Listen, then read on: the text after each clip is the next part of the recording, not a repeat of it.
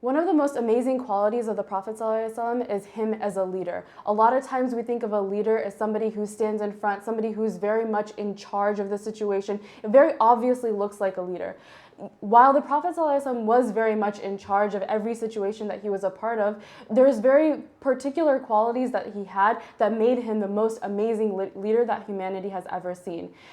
His qualities of humility, the quality that he had of consulting with others despite being a messenger of God, the quality of leading by example, these are different things that we learn from the example of the Prophet ﷺ. During the time of the Treaty of Hudaybiyah, the Muslims were trying to go for Umrah, and they were actually stopped from entering the city of Mecca. They weren't able to enter because they were in a state of war. After the treaty happened, which was a very difficult situation for the Muslims to experience, it seemed like a fail on the part of the Muslims. They were in shock. Okay, but what was supposed to happen was that they were supposed to shave their heads and go ahead and sacrifice their animals and then head back. When the Prophet ﷺ gave this command of doing these things, the Muslims, they were still in shock. They weren't able to actually fulfill this commandment. And the Prophet ﷺ himself was confused as well. Why aren't the Muslims listening to him?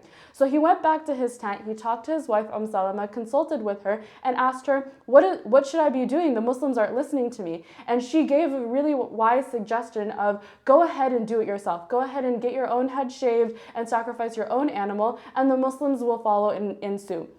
So he went about and did that. And that's exactly what happened. All the Muslims followed his example. What this showed us is that he actually led by example. He very well could have just said, I'm the messenger of God, you need to listen to me. But instead of doing that, he talked to the people that are most important to him. He made consultation. He then went and actually led by example. And we learned these amazing qualities from the example of the Prophet ﷺ, and he was humble through it all. Another aspect of being a good leader is actually being a humble person. When the Muslims were finally able to actually enter into Mecca during the time of the Fath Mecca, the conquest, we would think that a leader would be in the front of the army. In fact, the Prophet ﷺ was in the back of the army, and instead of boasting about his accomplishments and boasting about this victory that he was experiencing, this conquest, he was in the back of the army with his head lowered, extremely humble, making dua to Allah subhanahu wa ta'ala, asking for forgiveness, asking for acceptance, thanking Allah subhanahu wa ta'ala for giving them the victory of